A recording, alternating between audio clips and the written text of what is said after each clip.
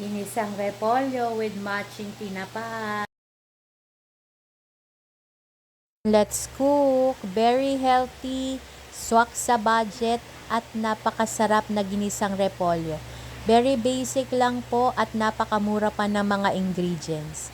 Ayan po, may bawang, sibuyas, maraming kamatis, and then repolyo at carrots. Meron din pong giniling at isang pork cubes. Minekos-mekos ko lang po, bawang, sibuyas, kamatis hanggang lumabas yung aroma nila. Kung napapansin nyo po, marami ko lagi magkamatis kasi ang sarap po niya, parang manamis-namis lagi yung niluluto ko. So ayan po, nilagyan ko rin siya ng isang maliit na Argentina giniling. Ayan, hinalo ko lang po ng hinalo hanggang maging brown. Ayan, yung medyo brown na po siya.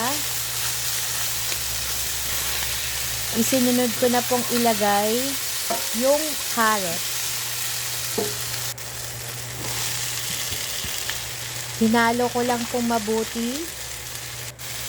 Niluto ko po yung carrots for about mga 5 minutes para lumambot po siya. So, ayan po. Hinalo-halo ko lang pong mabuti. At tinakpan ko po siya. 5 minutes ko po siya niluto. Ayan. At hinalo ko pa po siya ulit. Yung okay na po, inilagay ko na agad yung repolyo. Isang medium size na repolyo, hiniwa-hiwa ko lang po ng maliliit.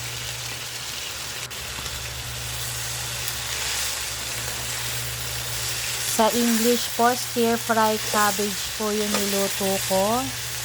Ayan, very simple, basic stir fry cabbage. Ayan, hinalo ko lang po siya ng hinalong mabuti. And then, nilagyan ko po siya ng 1 cup of water. Pinalambot ko po siya at nilagyan ko muna siya ng bell pepper. Ayan, kasabay ng pagluluto ko ng gulay, meron din pong tinapa, 4 na piraso, nabili ko sa halagang 50 peso. So, nilagyan ko na nga po ng mga pampalasa, pepper, magic sarap, at isang pork cubes po. Ayan, hinalo-halo ko lang po mabuti. Masarap po kasi i-partner yung tinapa sa ganitong gulay. So, gusto ko, bumili pa ako kanina sa palengke. 4 na piraso, 50 peso. Solve ka na sa cravings in tinapa. So, ayan po, almost done. Tikiman time. Sakto yung lasa.